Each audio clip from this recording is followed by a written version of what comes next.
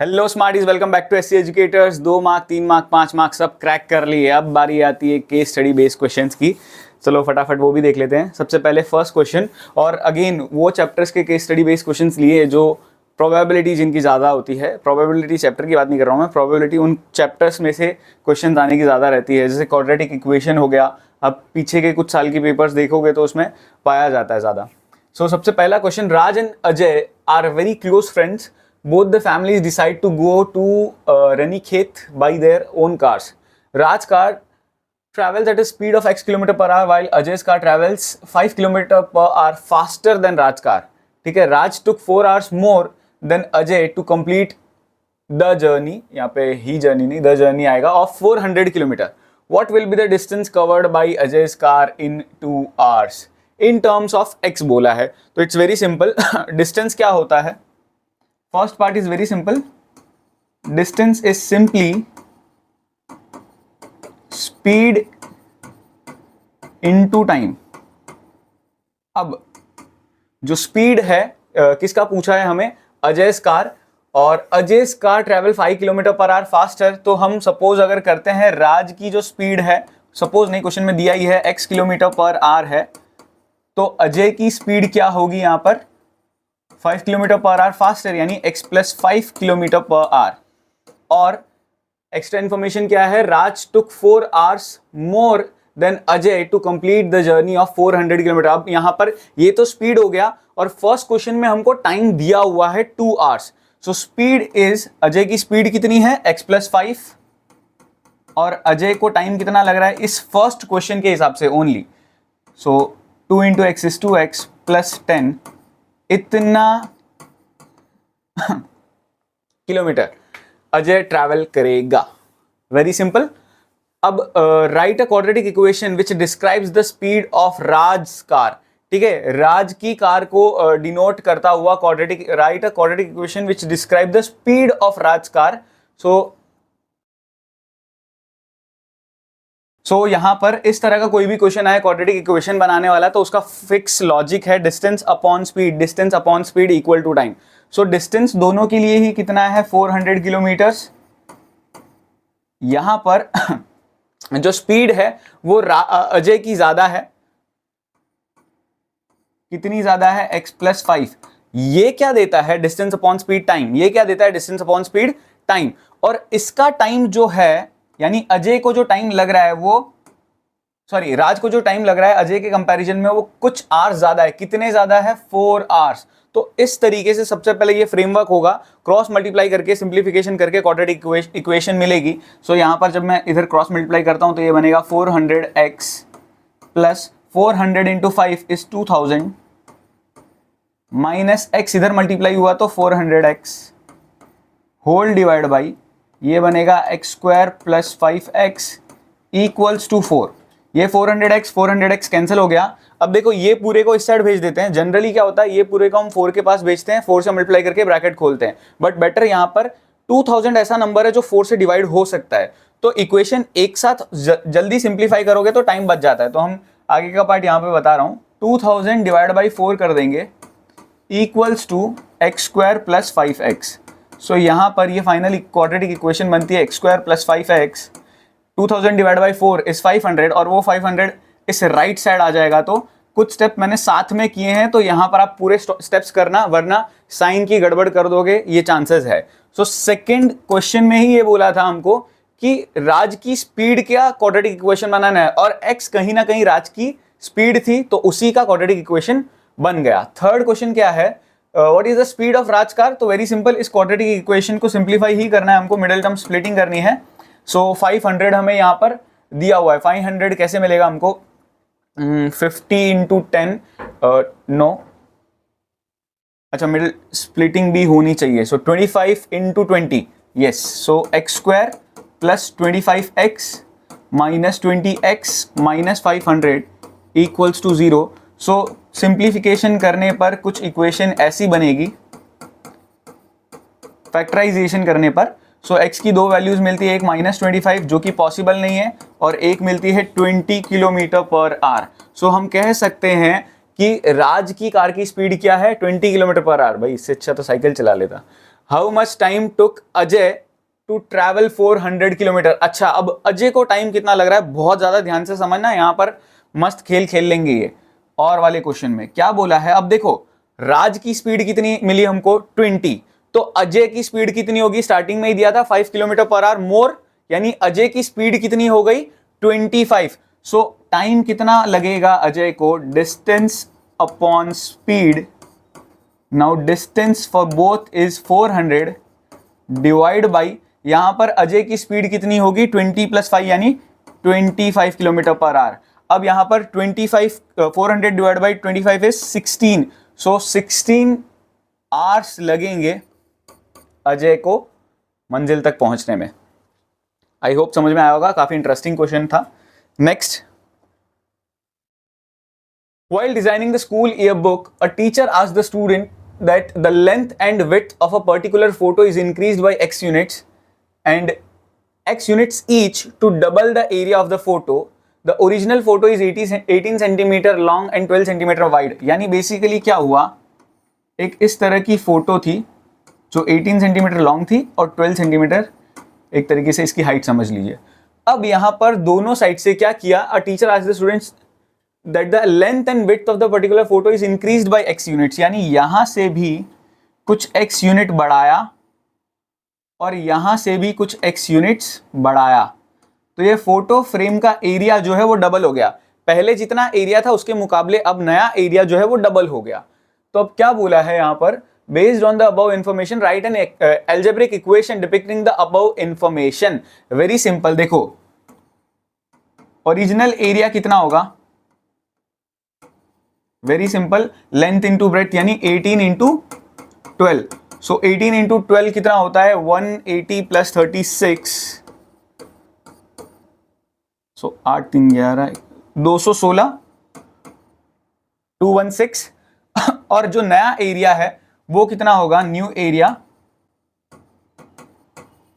वो हो जाएगा 18 + x इंटू 12 + x, और इसको सिंप्लीफाई करने पर हमको क्या मिलेगा यहाँ पर 18 इंटू 12 तो जस्ट हमने देखा 216, देन 18 इंटू एक्स और 12 + x, 18 + 12 हो जाता है हमारा 30, सो 30x + x²। लेकिन अभी तक ये इक्वेशन बनी नहीं है, कैसे ये समझने की कोशिश करते हैं। ये जो न्यू एरिया है वो ओरिजिनल एरिया का डबल है, इसका मतलब क्या हुआ, new area equals to 2 into original area. So our new area was x² plus 30x plus 216. This is equal to 2 into 216. So कहीं ना कहीं अगर मैं 216 का डबल कर दूं और फिर एक 216 को सब्ट्रैक्ट कर दूं तो उतना ही मिलने वाला है। तो मैं सिंप्लीफाइड फॉर्म में इसको ऐसे लिख सकता हूं, x² plus 30x minus 216। Minus 216 कैसे आया, देखो 216 का डबल कर दूं फिर एक 216 को सब्ट्रैक्ट कर दूं तो एक 216 बचता है और उसको उस साइड भेज दूंगा तो ऑब्वियसली ये माइनस में आएगा। सो फर्स्ट पार्ट तो यही है, क्वाड्रेटिक इक्वेशन बनानी थी, that's it. Right the corresponding quadratic equation in standard form. अच्छा, फर्स्ट पार्ट में तो स्टैंडर्ड फॉर्म में भी नहीं लिखना था, एक नॉर्मल वे में ही लिखना था, तो दोनों पार्ट यहाँ पे कवर हो जाते हैं। फर्स्ट पार्ट में आपको right an algebraic equation depicting the above information, यानी ब्रैकेट्स ओपन नहीं करने थे, सिर्फ आप इस फॉर्म में छोड़ देते तो भी हो जाता। सेकेंड पार्ट ये आता है, ठीक है, फर्स्ट पार्ट ये आता है। थर्ड क्वेश्चन ये है, what should be the new dimensions of enlarge photo. New dimensions क्या होंगे, तो इसका मिडिल टर्म स्प्लिटिंग हमको करना पड़ेगा। मिडिल टर्म स्प्लिटिंग अगर हम करते हैं सो 36 इंटू कहीं ना कहीं कुछ हो सकता है, सो 216 वैसे तो 6 का क्यूब होता है, 36 इंटू 6, सो यहां पर x² plus 36 x minus 6x minus 216 is equal to 0। So ये कहीं ना कहीं इक्वेशन बनेगा, मतलब फैक्टराइजेशन करने पर सिंप्लीफाइड फॉर्म में हमको मिलेगा कुछ ऐसा। सो x की पॉजिटिव वैल्यू जो हम कंसिडर करेंगे और नेगेटिव वैल्यू हो नहीं सकती, ठीक है, नेगेटिव डायमेंशंस पॉसिबल नहीं है। मेजॉरिटी बच्चे खुश होंगे यहाँ पे, 6 तो ढूंढ लिया, लेकिन फाइनल आंसर थोड़ा सा आपको ऐड करना पड़ेगा। लेंथ जो न्यू डायमेंशंस है वो क्या होंगे, लेंथ क्या होगी 18 + 6 दैट मीन्स 24 सेंटीमीटर, मीटर कुछ दिया है सेंटीमीटर, और न्यू जो विड्थ है वो कितनी हो जाएगी 12 + 6 यानी कि 18 सेंटीमीटर। ये आपके न्यू डायमेंशंस होंगे, इस तरीके से आपको लिखना है। Next, your friend Veer wants to participate in a 200-meter race. He can currently run that distance in 51 seconds. With each day of practice, it takes him 2 seconds less. He wants to do in 31 seconds. Basically क्या हो रहा है, पहले दिन 51 seconds लग रहे हैं, दूसरे दिन 2 सेकेंड कम, यानी कि कितना हुआ 49, फिर 47, और ऐसे करते करते करते उसको 31 सेकेंड्स पे पहुंचना है। What is the minimum number of days he needs to practise till his goal is achieved. काफी इंटरेस्टिंग क्वेश्चन, इजी क्वेश्चन है वैसे। यानी यहां पहुंचने में उसको कितना दिन लगेगा, तो सिंपली आप an का फॉर्मूला लगा लोगे। a कितना है हमारा 51, d कितना है -2, और an कितना है हमारा 31। So an is equal to a + n-1 into d। So an की वैल्यू आती है, an की वैल्यू है 31 equal to 51 plus n-1 into -2। ये 51 उधर जाके सब्ट्रैक्ट होगा तो -20 डिवाइड बाय -2 होता है 10। So 10 equal to n-1, so n will be equal to 11। 11वें दिन जो है वो what is the minimum number of days, तो 11 डेज उसको लगेंगे अपनी मंजिल तक पहुंचने में। If nth term of an AP is given by so and so, an है ये, then find the common difference. So it is very simple. अगर nth टर्म ये दिया हुआ है, an की वैल्यू क्या दी हुई है 2n + 3। सो हमको फर्स्ट टर्म जानना है, a1 जानना है, तो n की जगह सिंपली 1 पुट कर दो। सो 2 1 2, 2 + 3 is 5। सेकेंड टर्म जानना है तो n की जगह 2 पुट कर दो। 2 × 2 is 4, 4 + 3 is 7। और कॉमन डिफरेंस जानना है तो a2 - a1, that means 7 - 5 which is 2। Common difference जानना था, मिल गया, दैट्स इट। थर्ड क्वेश्चन क्या है, find the time taken by Veer to run 200 metre on the 6th day of practice. ठीक है, time taken by Veer to run 200 metre on the 6th day of the practice. देखो 6th day जानना है, first day 51 second, second day 49 second, third day 47 second. तो simply हमको क्या करना है, A6 ढूंढना है। A6 is a + 5d, a is 51, d is -2, so 51 - 10 is 41। so 41 seconds उसको लगेंगे 6th डे। डन। और वाला भी देख लेते हैं। हमको find the value of x for which the 3 consecutive terms of an AP। बहुत सिंपल होता है, इस तरह का कोई भी क्वेश्चन हो, x की जगह k वैल्यू भी आती है, प्रोसीजर सेम टू सेम है। आपको क्या करना है, a2 - a1 equals to a3 - a2 कर लो। अब यहाँ पे ब्रैकेट बस ध्यान से सिंप्लीफाई करना, खोलना बहुत जरूरी है। x + 10 - 2x, और इधर 3x + 2 - x + 10। सो ये x + 10 - 2x equals to 3x + 2 - x - 10। So यहाँ पर सब x वाले को सिंप्लीफाई कर देते हैं। x - 2x is -x, -x उधर जाएगा तो +x बनेगा, वो +x इस -x के साथ कट जाएगा, तो सिर्फ और सिर्फ क्या बचा 3x। आई होप समझ में आया होगा, कंफ्यूजिंग नहीं है। x - 2x is -x, -x इधर आएगा तो +x, और +x और ये -x कट जाएगा। अब नंबर सब कुछ इस साइड ले जाते हैं। सो 2 - 10 इज -8, -8 इधर आया तो +8, सो +10 + 8 इज +18। सो x की वैल्यू यहां पर निकल के आती है 6। That's it, very simple. Next question, ये इंटरेस्टिंग क्वेश्चन है। Rampal deposit some money in bank and gets an increment on it every year. For example, Rampal deposits some money, rupees, ये जो डैश है सिंबल आइडेंटिफाई नहीं किया rupees का, but it is ₹P। ठीक है, कुछ P उसने बैंक में डिपॉजिट किए और इंटरेस्ट मिल रहा है ₹I का इंटरेस्ट मिल रहा है on it every year. Then this is represented as P + I, P + 2I, P + 3I। हर साल ऑब्वियसली एक इंटरेस्ट मिलता जाएगा। The sequence forms an AP with first term P and common difference I। ये तो क्लियरली हमको दिख ही रहा है। Using the AP apply formula and its application, answer the questions based on above. ठीक है, सो यहाँ पर क्वेश्चंस क्या बन रहे हैं, if this form 3 consecutive terms of an AP then find P। Very simple, हम क्या करेंगे, सेम अभी जस्ट जो लॉजिक लगाया था, हम डिफरेंस फाइंड आउट करेंगे, यानी this minus this equals to this minus this.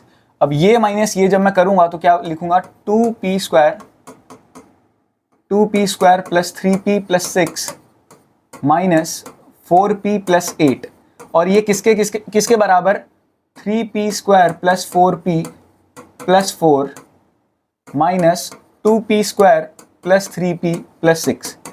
Very important. देखो, एक हो सकता है आपको डायरेक्ट ही कर लेते हैं, क्यों ब्रैकेट बनाना, बट बहुत जरूरी होता है माइनस से ब्रैकेट खोलोगे तो सही करोगे, एक साइन की गड़बड़ कर दी पूरा सम गलत हो जाएगा फालतू में। So 2p square plus 3p plus 6 minus 4p minus 8 equals to 3p square plus 4p plus 4 minus 2p square minus 3p minus 6। अब यहाँ पर समझते हैं कैसे ये सिंप्लीफाई होगा। सो सबसे पहले तो यहाँ पर 2p स्क्वायर अकेला का अकेला बचा, 3p minus 4p is minus p, 6 minus 8 is minus 2, यहाँ 3p square minus 2p square is p square, then 4p minus 3p is plus p, और 4 minus 6 is minus 2, minus two cut हो जाएगा, ये दोनों चीज़ को उस साइड भेज दें। सो 2p square minus p square is p square, और माइनस ये p भी इधर आ जाएगा तो माइनस 2p बन जाएगा। सो p अगर हम कॉमन ले लें तो अंदर बचता है p माइनस 2, सो या तो p 0 या तो p 2। अब 2 रुपये तो कोई बैंक में डिपॉजिट करेगा नहीं, सो सॉरी 0 रुपीज़ तो कोई बैंक में डिपॉजिट करेगा नहीं, सो यहाँ पे 2 आंसर आ जाता है हमारा। Next, 12th term of the AP, find the 12th term of the AP, 10, 10.5, 11, 11.5। Very simple, A कितना है 10, D कितना है 0.5, सो हमको अगर A 12 जानना है तो it is A plus 11D। A है 10 और D है 0.5, 11 इंटू 0.5 यानी 11 का आधा 5.5 होता है, सो 10 प्लस 5.5 इज 15.5। ये हमारा आंसर निकल के आता है। Third part, The 17th term of an AP exceeds its 10th term by 14, यानी 17th टर्म जो है वो 10th टर्म में प्लस 14 करने पर मिलेगा। Find the common difference, so A plus 16D equals to A plus 9D plus 14, दोनों चीज़ें उस साइड चली जाएगी, so A plus 16D minus A minus 9D equals to 14। So यहाँ पर A कैंसिल हो गया, 7D equal to 14, so D की वैल्यू कितनी निकल के आई यहाँ पर 2। Find the cute term of the AP, may be question में एरर है, वरना nth टर्म अगर फाइंड आउट करना है तो, अगर क्यूट टर्म या nth टर्म फाइंड आउट करना है तो आप सिंपली ये करोगे, कॉमन डिफरेंस पहले तो फाइंड आउट करोगे। Common difference is A2 minus A1, so 1 plus P upon P minus 1 upon P। Now this is 1 plus P minus 1 upon P, and this is P upon P which is 1। ये हमको common difference मिलेगा अगर common difference पूछा होता तो, और बाकी अगर nth टर्म बोला है तो A plus n minus 1 into D, and A is 1 upon P, और इसकी वैल्यू तो 1 ही है, सो 1 into n is n minus 1, ऐसा कुछ मिलता। तो यहाँ पर या तो क्वेश्चन में कुछ एरर है, वरना कॉमन डिफरेंस पूछना चाहिए वैसे तो logically. Next, shown below is a map of Giri's neighbourhood. अब यहाँ पे मल्टीपल इंफॉर्मेशन दिए तो ध्यान से समझते हैं। The hotel, mall and the main gate of the garden lie in a straight line. Hotel, mall और मेन गेट, ये तीनों जो है एक स्ट्रेट लाइन में लाई करते हैं। ओके, समझ में आ गया। अगली इंफॉर्मेशन क्या है यहाँ पर, the distance between the hotel and the mall is half the distance between, ये जो है वो इसका आधा है, तो कहीं ना कहीं मैं कह सकता हूं ये जो पार्ट्स है वो 1 और 2, 1:2 के रेशियो में डिवाइडेड है। काफी इंटरेस्टिंग क्वेश्चन है, ध्यान से समझना। Distance between the hotel and mall, ये जो है वो इस वाले का आधा है, तो 1:2 का रेशियो यहां पर दिया हुआ है। नेक्स्ट इंफॉर्मेशन क्या है, the bus stand is exactly midway the main gate of the garden and fire station. ठीक है, बस स्टैंड जो है वो इन दोनों के एग्जैक्टली बीच में है, यानी ये कहीं ना कहीं मिड पॉइंट दिया हुआ है। अगेन एक और इंटरेस्टिंग इंफॉर्मेशन पता चली है, the mall, bus stand and the water tank lie in a straight line. The mall, bus stand, अच्छा ये भी अगेन एक स्ट्रेट लाइन में लाई करते हैं, बाकी कोई इंफॉर्मेशन दी नहीं है। अब आगे फाइंड आउट करते हैं जो भी चीजें हमको ढूंढनी है, ध्यान से समझते हैं।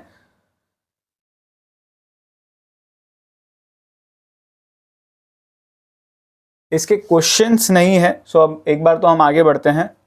After taking a ride in ferris wheel, Aarti came out from the crowd and was observing her friends who were enjoying the ride. She was curious about the different angles and measures that the wheel will form. She forms the figure as given below. ठीक है, ऐसा कुछ figure उसने बनाया और हमें अलग अलग चीजें फाइंड करनी थी. फाइंड करनी है, क्या क्या फाइंड करना है. सबसे पहले तो R O Q. So R O Q is pretty simple, ये आपको पता ही है चीजें कि एंगल आर ओ क्यू जो है, angle R O Q plus angle R P Q, ये जो है 180 डिग्री होगा. यानी कि टेंजेंट्स के बीच का एंगल और रेडियसेस के बीच का एंगल जो है वो सप्लीमेंट्री होता है. सो यहां पर एक की वैल्यू हमको आर पी क्यू दिया हुआ है 30 डिग्री है, 30 डिग्री उधर जाके सब्ट्रैक्ट होगा तो आर ओ क्यू कितना मिलेगा यहाँ पर 150 डिग्री. सो फर्स्ट का आंसर तो 150 डिग्री है. सेकेंड चीज O R P. O R P, देखो ओ आर पी तो बहुत सिंपल है, डायरेक्टली आप लिखोगे angle O R P is equal to 90 degree. Reason being जो रेडियस है और टेंजेंट है वो हमेशा आपस में परपेंडिकुलर होते हैं. तीसरी चीज R Q P. R Q P, अच्छा ये अब थोड़ा सा अलग क्वेश्चन है तो इसको समझने की कोशिश करना ध्यान से. आर क्यू पी इसकी वैल्यू पूछिए.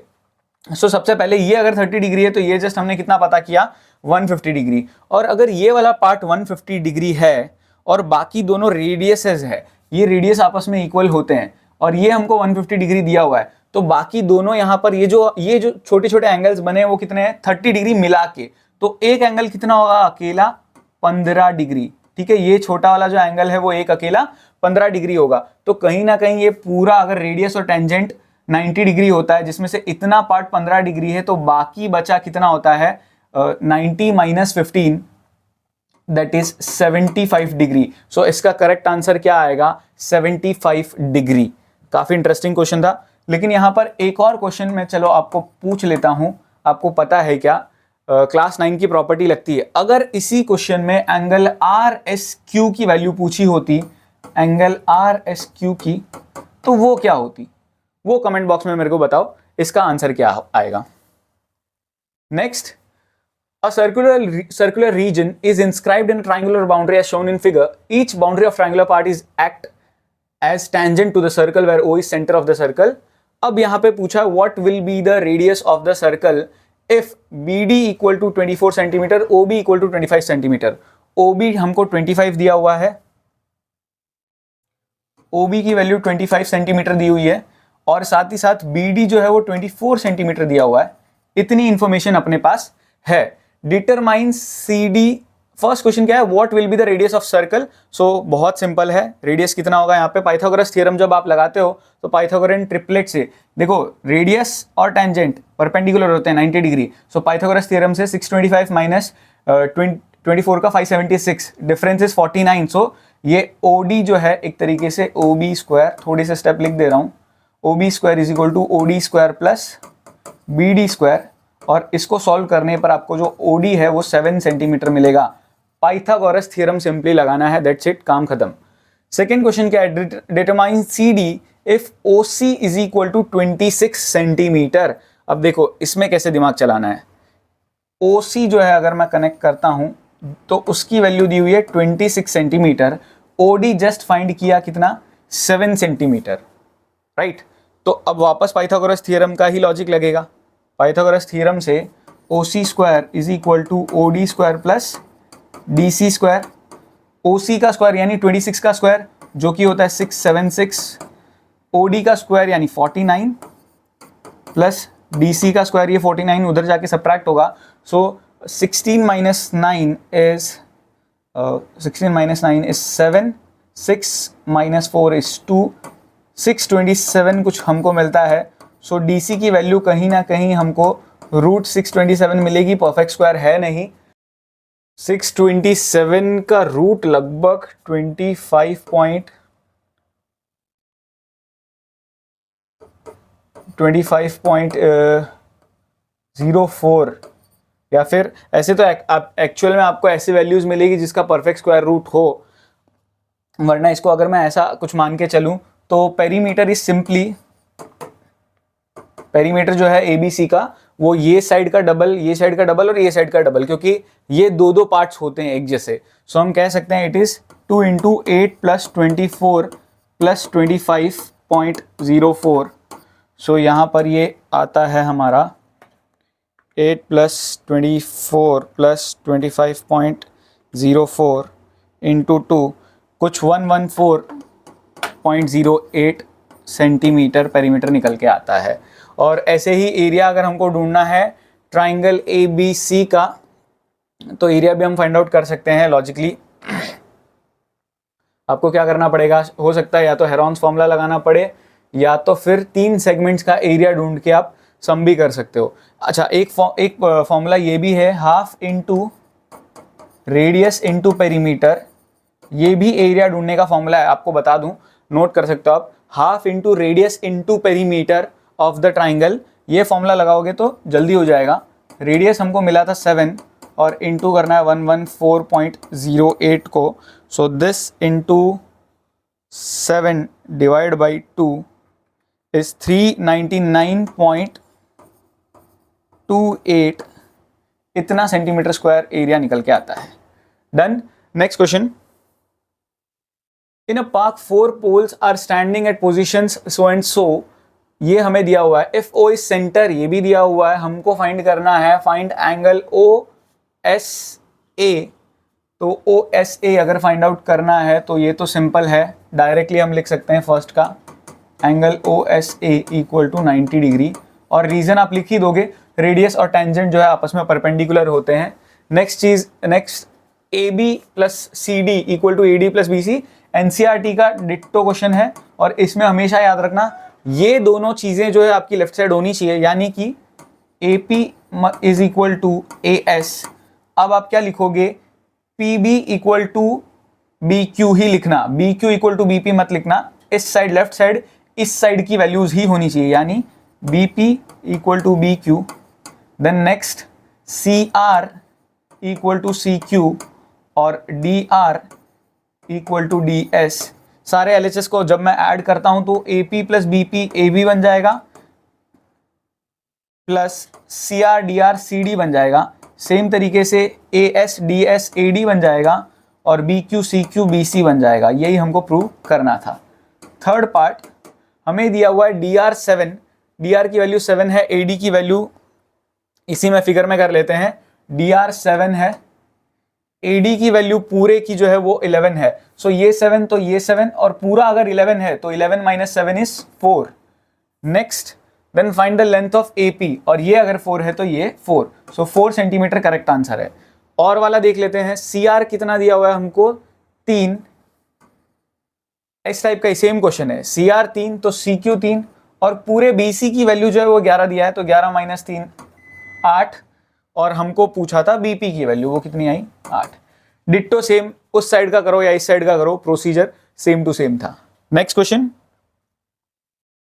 ये आ गया स्टैटिस्टिक्स का क्वेश्चन। क्वेश्चन में बोला है what is the class mark of the model class. Model class का क्लास मार्क कौन सा होगा। सो सबसे पहले तो मॉडल क्लास होगी कौन सी, मैक्सिमम फ्रीक्वेंसी, जो कि क्लियरली दिख रहा है 7। सो ये मॉडल क्लास हुई, इसका क्लास मार्क क्या आएगा, 60 और 80 के बीच में क्या आता है, 70। सो फर्स्ट का आंसर वेरी सिंपल, 70, खत्म। Next, find the median class of the data. Median class कैसे फाइंड आउट करते हैं, पहले तो क्यूमुलेटिव फ्रीक्वेंसी ढूंढनी पड़ेगी। 1 + 4 is 5, 5 + 3 is 8, 8 + 7 is 15 and 15 + 5 is 20। So n/2 की वैल्यू जो है हमको कितनी मिलेगी, 10। सो 10 से जस्ट बड़ा मुझे क्या दिख रहा है यहाँ पर, 15। सो 15 के सामने जो क्लास होगी वो हमारी मीडियन क्लास होगी। सो यहाँ पर आंसर क्या आएगा मीडियन क्लास का, 60 to 80। Next, find the mode of the given data और median of the given data. Mode और मीडियन, या तो ये करो मोड करो, या तो मीडियन करो। मोड थोड़ा कंपैरेटिवली मीडियन के आसान होता है, तो यहां पर हम मोड फाइंड आउट कर लेते हैं। मोड के लिए सिंपली आप क्या लिखोगे, मैक्सिमम फ्रीक्वेंसी के सामने आपको मिलता है F1, उसके ऊपर F0, नीचे F2, और ये हमारा जो है वो मॉडल क्लास बनता है। सो L ये हो जाएगा। सो हम सिंपली मोड का फॉर्मूला यूज करेंगे। मोड क्या होता है, L + F1 - F0 upon 2F1 - F0 - F2 into H। सो लोअर लिमिट तो क्लियरली दिख रहा है 60 है ही, F1 माइनस F0 करूं तो मिलता है 4, डिनोमिनेटर में F1 का डबल यानी 14, 14 में से ये दोनों चीजें 3 और 5 को सब्ट्रैक्ट करना है 8 को, तो नीचे मिलता है 6, और क्लियरली h तो हमको 20 दिया हुआ ही है। सो यहाँ पर 60 plus 80 divide by 6, 80 divide by 6 decimal में अगर हम फाइंड आउट करते हैं तो ये मिलता है 3, ये मिलता है 40, सो 60 प्लस 39 हमको मिलता है 39, 13.33 समथिंग, सो 673.3 हमको मोड की वैल्यू कहीं ना कहीं मिलती है। Very simple. मीडियन आप फाइंड आउट करो, कमेंट बॉक्स में मुझे बताओ। मीडियन का आपको सिंपली फॉर्मूला पता ही है, n/2 भी यहाँ पे बता दिया है। यहाँ पे CF की वैल्यू जो है बस आपको ये ऊपर वाली लेनी है, ये आपको फ्रीक्वेंसी लेना है, ये आपको लोअर लिमिट लेना है, सब कुछ यहाँ पे बता ही दिया है, बस वैल्यू पुट करके सॉल्व करके बताओ। नेक्स्ट टेबल दिया हुआ है, what is the class mark of the classes 15 to 20 and 20 to 25। बहुत सिंपल होता है, क्लास मार्क कैसे फाइंड आउट करते हैं हम, मिड वैल्यू। 15 और 20 की मिड वैल्यू क्या होती है 17.5, एंड इन दोनों की क्या होगी 22.5। दैट्स इट, खत्म। What is the class size of each class, दोनों सबके बीच में डिफरेंस कितने का है 5 का। देखो इस तरह की केस स्टडी आ जाए ना, मैं तो क्लासरूम से बाहर निकल के नाचूंगा। If di is a deviation of xi from the assumed mean a, then determine the value of sigma fi di, take a equal to 22.5। अब ऐसा क्वेश्चन आता है ना तो बच्चों को कंफ्यूजन होता है, जबकि बहुत इजी क्वेश्चन है। हमको सिग्मा fi di ढूंढना है। सो पहले तो डिविएशन से di ढूंढो। कैसे ढूंढेंगे, तो बहुत सिंपल होता है। यहाँ पर मैं जस्ट नीचे यहाँ पे कर रहा हूं di की वैल्यू। सबसे पहले तो अज्यूम किसको करने के लिए बोला है हमको 22.5, यानी 22.5 एक्चुअल में आएगा किसके बीच में। चलो पहले यहां पर लिख ही लेते हैं हम xi की वैल्यू। ये नीचे जो बॉक्स बच रहे हैं ना, बॉक्स में स्पेस बच रहा है, यहां पर लिख रहा हूं। इन दोनों के बीच में आता है 2.5, देन इन दोनों के बीच में 7.5, 12.5, देन 17.5, 5 का ही गैप है, 22.5, देन यहाँ पर 27.5, 27.5 के बाद 32.5 एंड लास्टली 37.5। ये सारी तो हमारी xi की वैल्यूज हो गई। अब di कितना होगा, तो di यहां पर लिख लेते हैं हम। di क्या होगा यहाँ पर, सबसे पहले इसको अज्यूम करना है a, तो ये किया अज्यूम a, तो ये अगर a अज्यूम किया तो this minus this 2.5 minus 22.5 is simply minus 20, and ये हो जाएगा माइनस 15 माइनस 10 माइनस 5, 0, 5, 10 और 15। ये हमको मिल गया, दैट्स इट। अब नेक्स्ट चीज हमको क्या फाइंड आउट करनी थी यहाँ पर, सिग्मा fi di, मतलब इन दोनों का multiplication. So sigma fi di कितना होगा, सॉरी पहले तो fi di मिलेगा, सिग्मा नहीं मिलेगा। सिग्मा उन चीज का टोटल करना पड़ेगा। fi di मिलता है इन दोनों को मल्टीप्लाई करके, this is minus 220, this is minus 150, minus 50, minus 20, 0, 10, 20 and then 15। ये सब हमको मिल गया, और इन सब का कैलकुलेशन हमें करना पड़ेगा। और इन सब का कैलकुलेशन करके कितना आता है वो हम देख लेते हैं। पहले तो ये नेगेटिव वाले सबको ऐड कर देते हैं। देखो 150 और ये हो गया हमारा minus 200, minus 420, minus 440। So minus का 440 और प्लस का देखा जाए तो 20, 30, 45, प्लस का 45। सो सिंपली 40, 40 तो चला गया, माइनस 400 प्लस 5 इज माइनस 395। सो इसका आंसर आता है माइनस 395। और इस तरह का आंसर खास तौर पे जब आता है तो बच्चों को भरोसा नहीं होता, बट ऐसा आंसर आ सकता है। सिग्मा fi di की वैल्यू तो नेगेटिव डेफिनेटली आ सकती है। नेक्स्ट क्या बोला है, find the mean of the above data. तो मीन फाइंड आउट कर लेते हैं। देखो सिग्मा fi di तक तो पहुंचे ही हैं। सो a plus sigma fi di divide by sigma fi। So a किसको अज्यूम किया था हमने 22.5 को, plus minus 395 divide by frequency का टोटल क्या होगा, यहाँ पर दिया है क्या कुछ 40 number of students. So divide by हम 40 ही हमें करना है। सो इक्वल्स टू यहाँ पर 22.5, एक तो ये प्लस माइनस तो माइनस बनेगा ही बनेगा। पहले बेटर हम 4 से अगर डिवाइड कर दें, ये 10, ये 4 से डेसिमल में जाएगा बट कोई दिक्कत नहीं है। ये कितना आएगा, 4 के टेबल में सबसे पहले तो 36 आता है, फिर 35, सो 35 से पहले यहाँ पे 4 के टेबल में 32 आता है, 8 जा, सो 30 बचा, 0.7 साइड में कर ही लेते हैं, बेटर कैलकुलेशन एरर नहीं होना चाहिए यहाँ पर। 4 9 जा 36 बचा 3, 35 8 जा 32 बचा 3, 0.07 जा 28, 98.75 आता है और डिवाइड बाय 10 अगर करूं तो यहाँ पे 9.875 एक तरीके से मिलता है। अब दोनों को सब्ट्रैक्ट करना है, सब्ट्रैक्ट करते वक्त यहाँ पर कैलकुलेशन अगेन ध्यान रखना, वैसे तो बचपन में ही ये चीज़ें आ जाती है बट स्टिल सिली एरर यहीं पे होती है। सो क्या करना है हमको, 22 पॉइंट, ये 3 डिजिट है, सो 5 के बाद 2 0 लगा रहा हूँ मैं, 9.875 ये सब्ट्रैक्ट करना है हमको।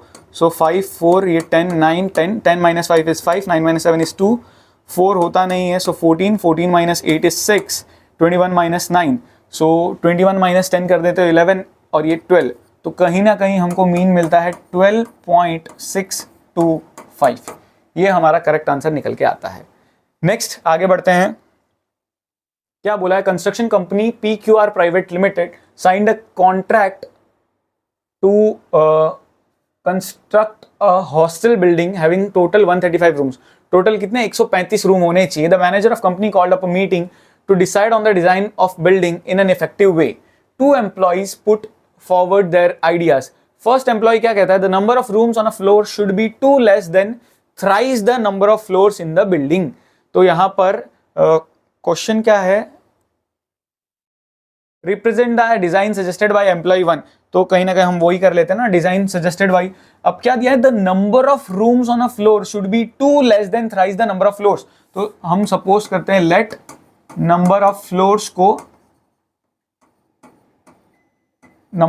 को हम x सपोज करते हैं। सो अब क्या बोला है यहाँ पे, the number of rooms on a floor, एक फ्लोर पे कितने रूम्स होंगे, number of rooms on 1 floor कितना होगा, ध्यान से समझना क्या रिलेशन दिया हुआ है, should be 2 less than thrice the number of floors. Number of floors कितने, ये, तो थ्राइस कितना हुआ ये, और इसमें 2 लेस भी बोला है तो माइनस करना पड़ेगा। अब देखो एक फ्लोर पे इतने रूम है, टोटल नंबर ऑफ फ्लोर्स इतने हैं, तो मल्टीप्लाई करूंगा तो मुझे क्या मिलेगा, टोटल नंबर ऑफ रूम्स, यानी 3x माइनस 2 को जब मैं x से मल्टीप्लाई करता हूं तो मुझे मिलता है total rooms which is 135। Simply quadratic equation यहाँ पे बन ही रहा है, यही रिप्रेजेंट करना था सिचुएशन को, क्वाड्रेटिक इक्वेशन बना के दिखा दी। ये हमारा एम्प्लॉय 1 था, क्वेश्चन 1 था। एम्प्लॉय 2 जो है उसने भी कुछ बात कही है भाई, the number of rooms on a floor should B, अच्छा ऐसा ही कुछ रिलेशन, सो x तो वही हम मानेंगे, और दूसरा रिलेशन जो क्या दिया, the number of rooms 3 less than double the number of floors, यानी 2x माइनस 3 ऐसा कुछ, तो इन दोनों का प्रोडक्ट करना पड़ेगा और हमको कितना मिलेगा 135। सो ये मिलेगा 2x square minus 3x minus 135 equals to 0, ये हो गया। देन रिप्रेजेंट द डिजाइन, ये वाले फर्स्ट और सेकंड पार्ट हो गया। Which employ suggested the practical design to construct the building, how many, which employ suggested, ज्यादा प्रैक्टिकल कौन सा डिजाइन है दोनों में से, और ये भी पूछा है, और जिसने ये बेटर सजेस्ट किया है उसने कितने, मतलब how many floors should be constructed, ये भी बोला है। सो वो भी हम देख लेते हैं, नंबर ऑफ फ्लोर्स यानी x बेसिकली फाइंड आउट करना है हमको। तो एक तरीका देखो, पहले तो ये हमको समझना है यहाँ पर किसने बेटर आइडिया सजेस्ट किया, तो मिडल टर्म स्प्लिटिंग दोनों का क्वाड्रेटिक इक्वेशन देखते हैं किसका हो सकता है। सो 135 इंटू 3 इज कहीं ना कहीं ये हो गया 300, 405 का स्प्लिटिंग करना पड़ेगा, जबकि यहाँ पर कितना होगा, दोनों का मिडिल स्प्लिटिंग ही करके देखेंगे। फर्स्ट वाला इक्वेशन ले लेते हैं पहले, 3x square minus 2x minus 135। पहले तो अगर मैं ये चीज़ देखूं तो 135 इंटू 3 इज 405, 405 का पहले 3 से 3135, देन आगे 3 से भी वापस जाता है, 3 4 5 3 15 3 5 एंड 5 1, बीच में मुझे 2 चाहिए। सो 3 इंटू 3 9, 9 3 से 27, 27 और 15, मिडिल टर्म स्प्लिटिंग इसका मुश्किल दिख रहा है। दूसरे वाले का हम देख लेते हैं। सो 135 का डबल इज 270, सो 270 को अगर हमें करना है तो हमको मिलेगा 135, देन 135 के बाद में यहाँ पर 135 से तो सेम ही आएंगे 3 3 3 5 और बीच में हमको चाहिए 3, सो 5 3 ज़ा 15 और 3 ज़ा 9 2 ज़ा 18।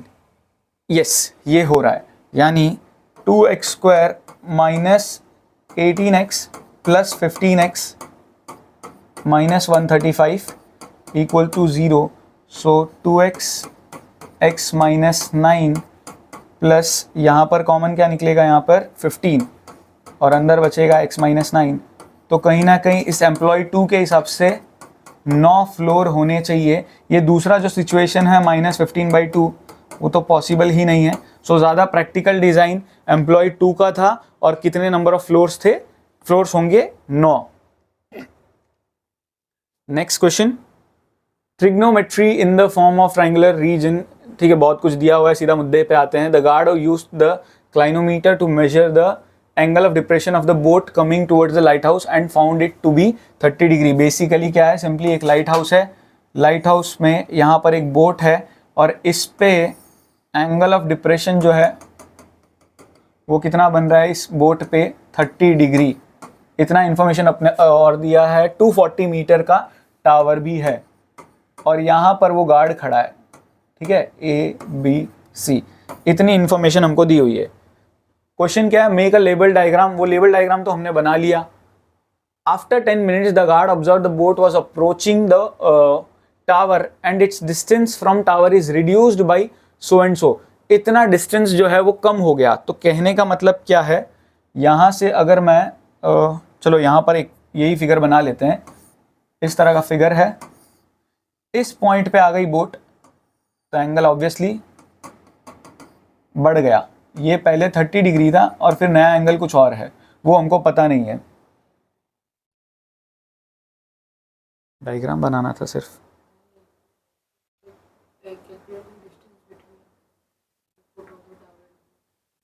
ओके, सो फर्स्ट क्वेश्चन में यहाँ पर make a label diagram on the basis of given info. अच्छा, इसको इरेज करते हैं, फर्स्ट पार्ट से ही जाते हैं। Calculate the distance of the boat from the foot of the observation tower. यानी कि हमको फुट से ऑब्जर्वेशन टावर, यानी ये दोनों चीज, ये चीज हमको फाइंड आउट करनी है। Calculate the distance of the boat from the foot of the tower. यहां से बोट के बीच का डिस्टेंस ढूंढना है। ये 30 डिग्री, तो ये कितना, ये भी 30 डिग्री। ऑपोजिट दिया हुआ है, एडजेसेंट पूछा है, सो कहीं ना कहीं हम tan 30 डिग्री लगा लेंगे सिंपली। सो ऑपोजिट कितना है हमारा 240, एडजेसेंट कितना है BC जो कि फाइंड आउट करना है। This is 1/√3, this is 240 upon BC। So BC की वैल्यू जो है वो हमको मिलेगी 240√3 मीटर। सो फर्स्ट का आंसर तो हमारा निकल के आ गया, हमारा 240√3 मीटर। सेकेंड क्वेश्चन में बोला है 10 मिनट के बाद गार्ड ने ऑब्जर्व किया और बोट टावर की तरफ आ रही थी। ठीक है, फिगर यहां बना लेते हैं। पहले बोट यहां थी, अब टावर के पास आ गई है। तो पहले एंगल ऑफ डिप्रेशन बना रही थी 30 डिग्री और अब कुछ और एंगल बना रही होगी। और इंफॉर्मेशन क्या दी है, बोट थोड़ा distance reduced by 240√3, it's distance from the tower is reduced by. देखो, रिड्यूस्ड बाई और 2 यहां पर इंग्लिश खेल सकते हैं। रिड्यूस्ड बाई दिस मच मतलब ये चीज, ये जो डिस्टेंस है उसने कवर कर लिया और डिस्टेंस कम हो गया। यानी यहां से यहां तक अगर मैं इसे A, B, C और D मानूं तो ये पूरा तो हमने अभी जस्ट फाइंड आउट किया 240√3 मीटर। अब इसकी वैल्यू हमको कहीं ना कहीं दी हुई है 240√3-1। अभी जस्ट मैं बाई और 2 का मतलब क्या बता रहा हूं, रिड्यूस्ड 2 होता तो एक्चुअल में अब जो डिस्टेंस बाकी बचा है वो लेते, यानी कि ये होता। So this is very important, ध्यान से समझना। He immediately raise the alarm, what was the new angle of depression. Basically इस एंगल की बात कर रहे हैं, ये हमें फाइंड आउट करना है। ये एंगल मतलब अगेन ये एंगल हमें फाइंड आउट करना है। सो दिस इज वेरी सिंपल। ये हमें 570 नहीं, सॉरी 240 मीटर स्टार्टिंग में दिया हुआ था क्वेश्चन में। यस, हाइट 240 मीटर दी हुई थी। तो पहले तो अगर ये पूरा इतना है, ये पूरा कितना होगा, सो इसमें से ये चीज सब्ट्रैक्ट करनी पड़ेगी और ये जब हम सब्ट्रैक्ट करेंगे तो कितना मिलेगा, यानी इस AC में से AB को सब्ट्रैक्ट करना पड़ेगा, दैट इज 240√3 माइनस, इसको ब्रैकेट के अंदर अगर मैं पुट कर दूं, यानी 240√3 minus 240, that means 240√3 minus 240√3 plus 240। सो ये और ये कैंसिल हो गया, तो कितना बचा, ये जो बाकी का डिस्टेंस है वो कितना है, 240 मीटर। अब ये हमको एंगल जानना है, अपोजिट दिया हुआ है, एडजेसेंट दिया हुआ है, और क्लियरली ये तो मैं देखते ही समझ गया एंगल 45 डिग्री है। कैसे, अपोजिट भी 240, एडजेसेंट भी 240, तो दोनों कैंसिल हो गया। सो tan थीटा की वैल्यू कितनी मिली, 1, और कब होता है 1, 45 डिग्री पे।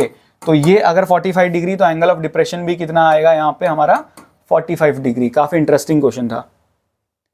डन। सेकेंड पार्ट भी यहाँ पर ये जो है पूरा हमारा हो गया। Next, on a weekend Rani was playing cards with a family, the deck has 52 cards, if her brother Drew one card, find the probability of getting a king of red colour. एकदम probability के question आ जाए तो मजा आ जाए। Probability of event, favourable outcome, 2 Lal colour के राजा होते हैं, total 52 पत्ते, 1/26, काम खत्म। Second, find the probability of getting a face card, total कितने फेस कार्ड होते हैं, एक कलर के मतलब 4 सेट्स में से भी एक सेट में 3 3 3 3 3, सो टोटल कितना हो गया, 12। 4 से कटता है, सो 4 3 4 13 3/13 आंसर।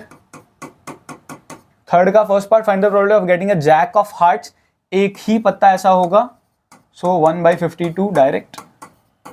और में देखते हैं तो probability of getting a red face card, तो दोनों रेड कलर्स के कार्ड्स में 3 फेस कार्ड होते हैं, यानी टोटल 6, 6/52। सिंप्लीफाई करूं तो यहां पर मिलेगा 3/26, खत्म।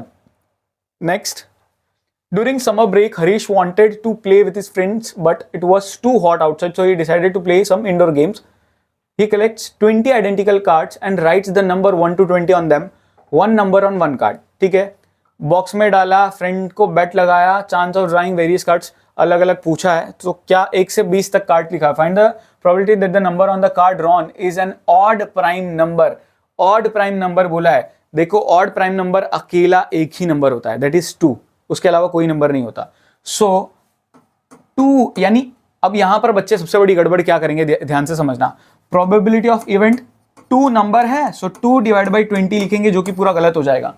क्यों, क्योंकि 2 नंबर का जो कार्ड है वो एक ही है, सो 1/20 यहां पर करेक्ट आंसर आएगा। देखो 2 आने की प्रोबेबिलिटी क्या होगी, 2 नंबर लिखा हुआ कार्ड कितने हैं, एक अकेला कार्ड है, सो 1/20 यहां पे करेक्ट आंसर आएगा। सेकंड क्या है, find the probability that the number on the card drawn is a composite number. अब कॉम्पोजिट नंबर 1 से 20 में कौन सा होगा, 1, देखो 2 तो होता नहीं, 3 होता नहीं है, 4, 5 नहीं होता, 6, 7 नहीं होता, 8, 9, 10, 11 भी प्राइम है, 12, 13 prime, 14 composite, 15 again composite, 16 composite, 17 prime, 18 composite, 19 prime, 20। सो 1 2 3 4 5 6 7 8 9 10 11, टोटल 11 है, so probability of A is 11/20।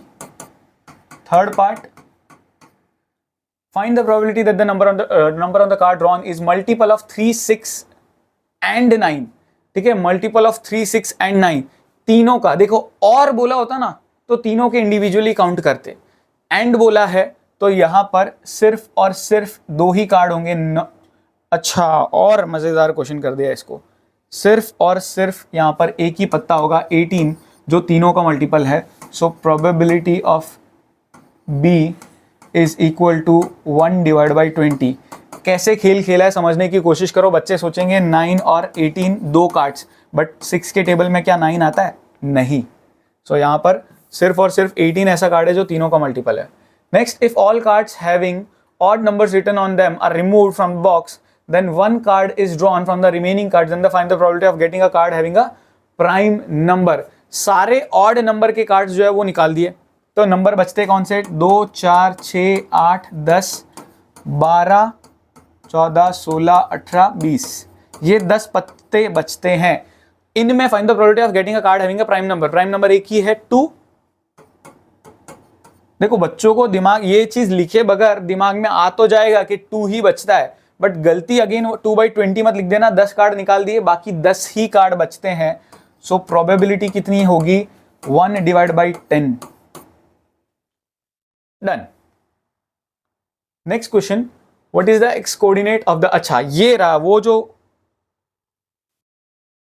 Next यहां पर ये जो क्वेश्चन था हमारा ये बाकी था, सो इसको हम कर लेते हैं। What is the x coordinate, पहले तो इसको थोड़ा शिफ्ट हमको करना पड़ेगा।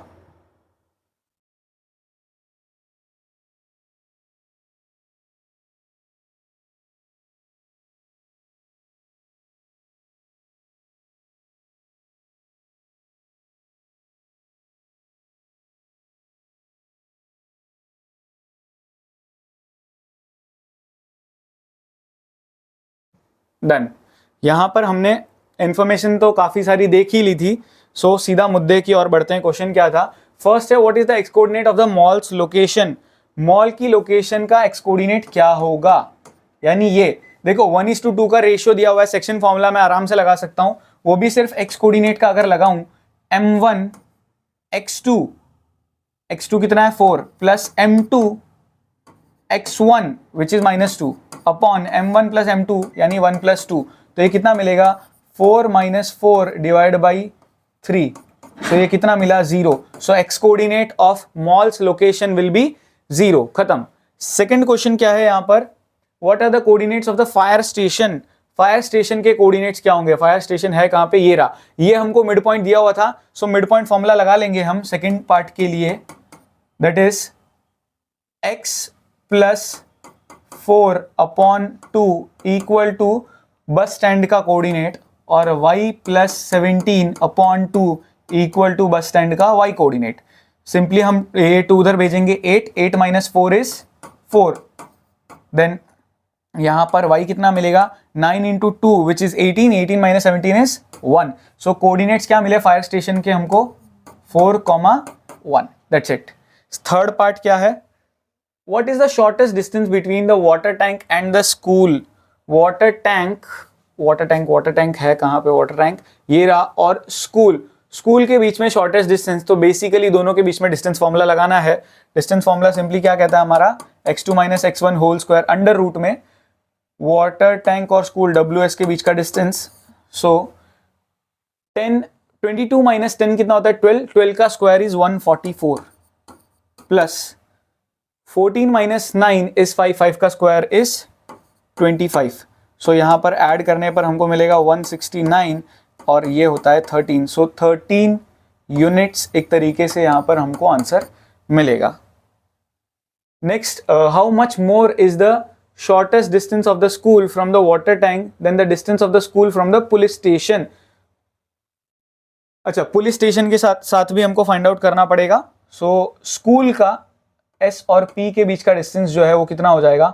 सो देखो ये बहुत दिमाग लगाने वाला क्वेश्चन है, कोई ज्यादा डिस्टेंस फॉर्मूला लॉजिक लगाने की जरूरत नहीं है। 22 है तो ये तो उड़ने ही वाला है, बचता क्या है 14 - 7, तो 7 ही है, सीधी सी बात है, 7 से 14 मतलब कितना हुआ 7।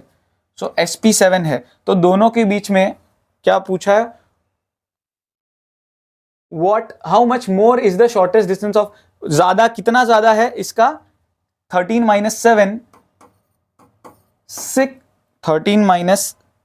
7 6 यूनिट्स कहीं ना कहीं हमको मिलता है, यानी 6 यूनिट डिस्टेंस जो है वो ज्यादा है वाटर टैंक का स्कूल से as compare to police station.